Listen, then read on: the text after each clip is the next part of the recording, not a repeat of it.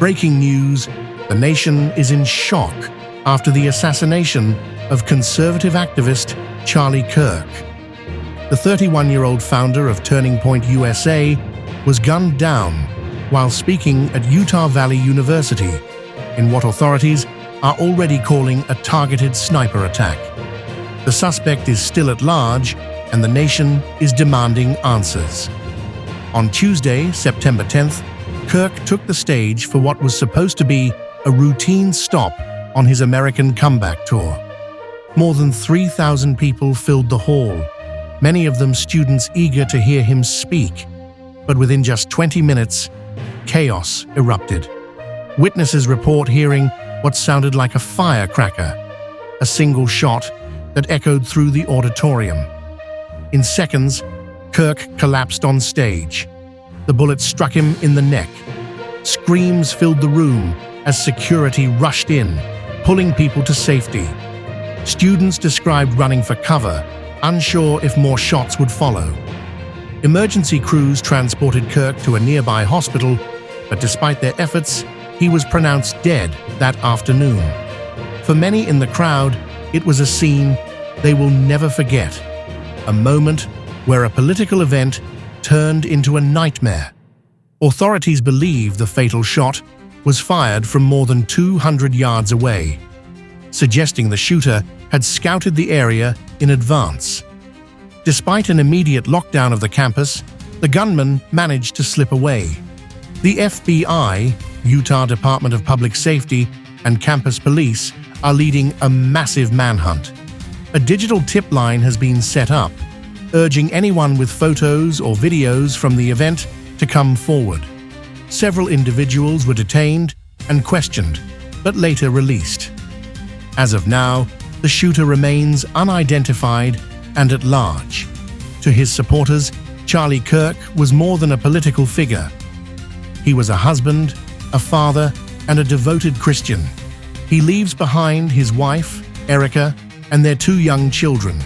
Friends describe him as fiercely committed to his family and to his faith.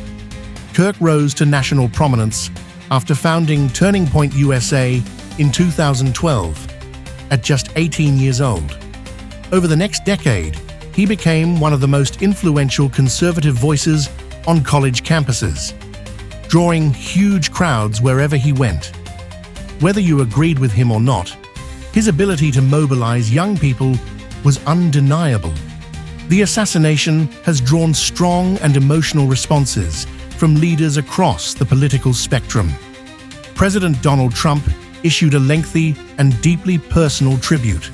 He called Kirk the great and even legendary Charlie Kirk, praising him as a man who poured his heart into America's youth and never backed down from defending his values.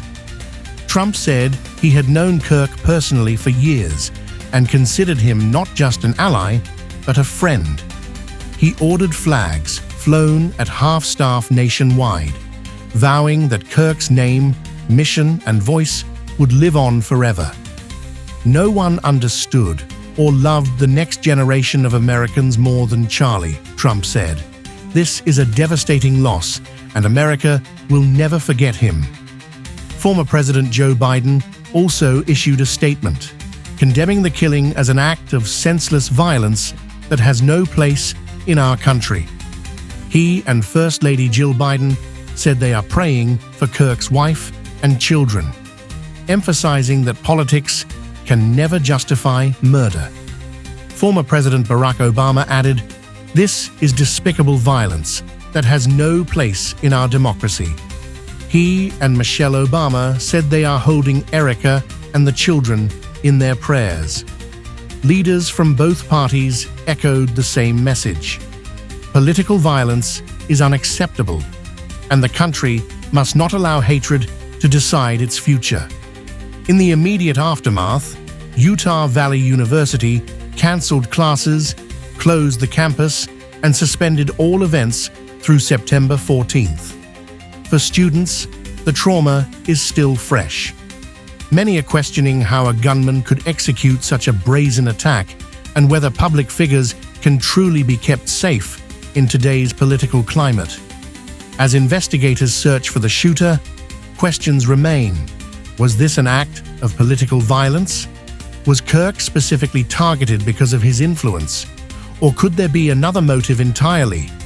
His family is left without a husband and father, and America is left to reckon with the consequences of unchecked hate. Who pulled the trigger, and how long before justice is served? This is Murk Files, and we'll continue to bring you updates as this story develops. Make sure you subscribe so you don't miss any of our coverage on this case. Stay curious and stay safe.